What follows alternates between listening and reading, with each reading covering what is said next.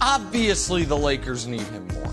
I think everyone agrees with that, but I do think the Clippers warrant some discussion in this regard.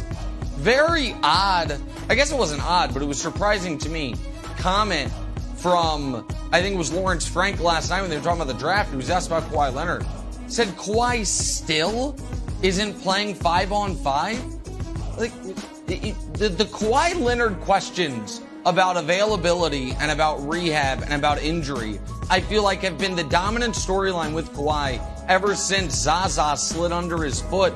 And that was 4 seasons ago. So that, to me, for the Clippers, they have no future picks. They, everyone talks about the picks the Lakers gave up. Lakers have first-round picks in 6 of the next 7 drafts.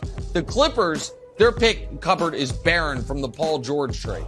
And so I do understand why they would want to consider adding another scoring option. And if the Nets wanted wing depth, the Clippers can trade them that. But they can't trade them picks. But obviously, Brew, Kyrie solves so many of the Lakers' issues. The Lakers need him. I think the Clippers would really like to have him, which is the distinction. I don't think the Clippers would like to have him. Why? They don't need Kyrie Irving. They got a great, now maybe Ty Lue. Maybe Ty Lue would be a driving force to get him in. Obviously, they won a championship together. But unless you think Kawhi is not going to play, and then if you're the Clippers and you're that concerned about Kawhi, how about offering Kawhi? Because I'm sure Brooklyn would take that. And I'm sure that would keep KD there. Okay, I'm just saying, you threw out this, you put it out in the ether that maybe, when's Kawhi going to play against? I didn't put anything out in the ether. Lawrence Frank said it. Lawrence Frank said he's not playing 5-on-5. I find that concerning. Well, Lawrence said it in a way of, hey, he's coming along great. He'll be ready for, not 5-on-5 yet, but soon. I don't know that he said it jokingly, so optimistic. He seemed optimistic. What are you talking? But we'll see. He did? Okay. If they're not giving up Kawhi, then I don't think, if they can keep Kawhi and Paul George as their cornerstones, I don't see them wanting to add Kyrie because their culture is great, right? Remember the first year Kawhi was there was a problem. People thought he was being a prima donna. Now you want to kind of mess it up again. You got your role players know who they are. They understand it's about Kawhi and Paul, and we fit in around them. You got 2 great two-way players on the wings. I don't think they need Kyrie. The Lakers, as you said, obviously need him. And again, I'm going to throw this out because this is what makes this viable. None of us think, as much as Kyrie may not be about money, Wilds, none of us really think he's going to leave $30 million on the table to go play for $6 million for the Lakers. But with the thought that, okay, after 1 season, heck, we might win the title with AD and LeBron, the Lakers will have the cap room to really give me the big money the following year. So that makes the Lakers a legit threat in my view. So it adds a little spice to this story. A little spice, but not the best financial advice. Don't worry, we'll pay you next year. Right. I'm not sure that's how the CBA works. Okay. I think the more interesting question to twist in, I know it's a fast break, Nick, so I'm going to get your response, and then we got to move on. We've seen Kyrie leave the Cavs. We saw him leave the Celtics. Now we're going to see him leave the Nets. We're going to see him leave Nike. So it's a little bit of like, who can Kyrie work with the best? Who can get the most out of Kyrie? Who's Kyrie really going to gel with? Because the Kevin Durant experiment obviously didn't work. And then this is a question can also be, who do you think works well with Kyrie, LeBron or Ty Lue? I actually think it's going to be Ty Lue. Now, and I think they're both great leaders, but I think Kyrie and Ty Lue is more interesting than LeBron and Kyrie. What do you think? Well, I think listen, I understand what you're saying, but the added question is how would Kyrie and Kawhi Leonard work together, which I think is Brew's concern. I'm not worried about yeah, I understand that's Ty Lue's job to figure out, but some enigmas are unfigurable. And I think, Kawhi's not the most verbal guy. Maybe it's a good fit. Because Kawhi don't want to talk to anybody, and Kyrie wants to talk about everything up to and including why do we have to pay to live on this planet. So, Meet in like, the I middle. don't know. Maybe Totally normal. maybe one guy, meet in the middle. Totally average. I'm not certain. I do think the Clippers would be dynamic, and as much as I like the Clippers roster, I put them near the top of my tiers. They do need they have a ton of wings and not enough good guards. So I do think fit-wise it's helpful. I do think Kyrie would be helpful in that regard from a fit perspective. But I don't think they have the assets to make it happen unless the Nets really want Marcus Morris. Well, look, to me, and Nick and I differ on this. Unless you're buying into, and maybe it's true, maybe it's not, the Lakers' pipe dream of Kyrie going there for $6 million with the promise of bigger money in the future, even though you're injury prone, so be careful.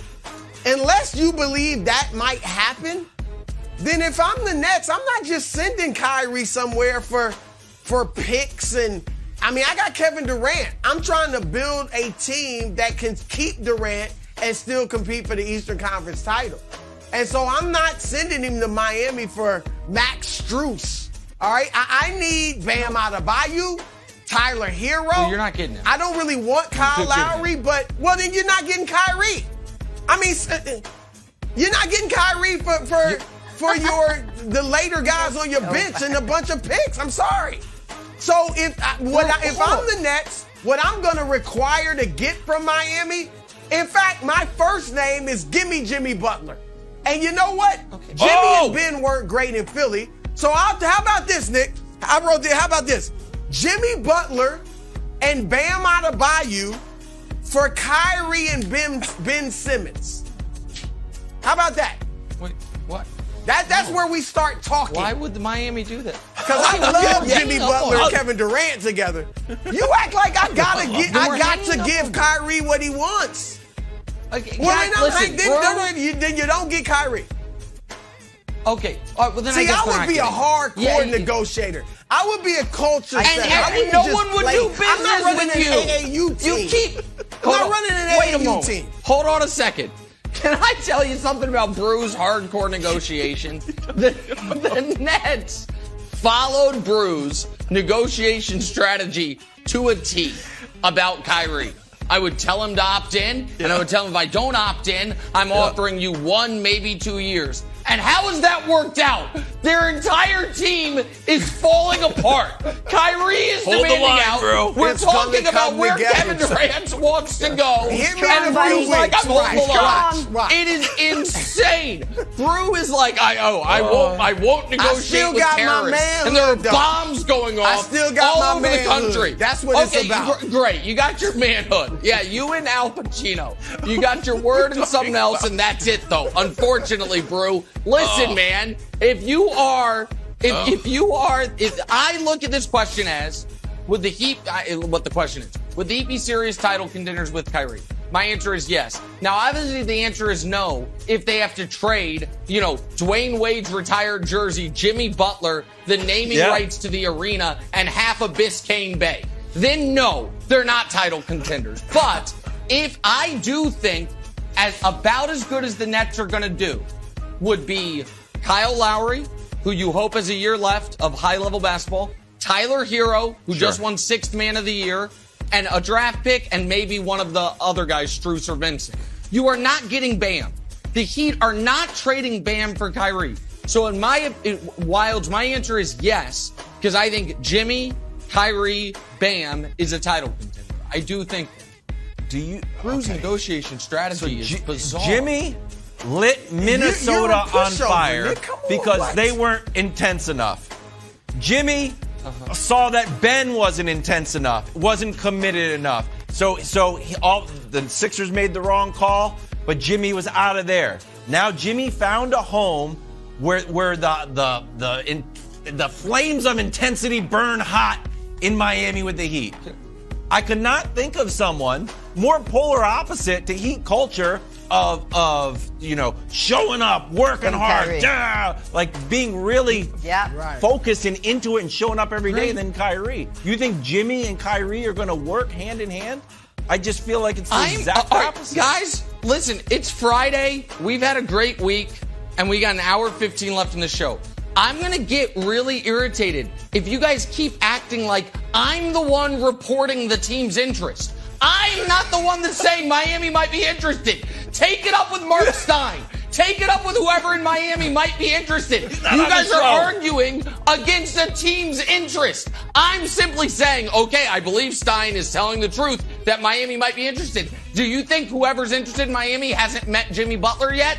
They're like, oh, damn, forgot Jimmy's on the team. They know Jimmy's on the team. They're still interested. Thanks for watching. Subscribe here to get the latest from the show. Also, be sure to check out more of the best clips from First Things First, or go watch a few segments from our other shows on FS1.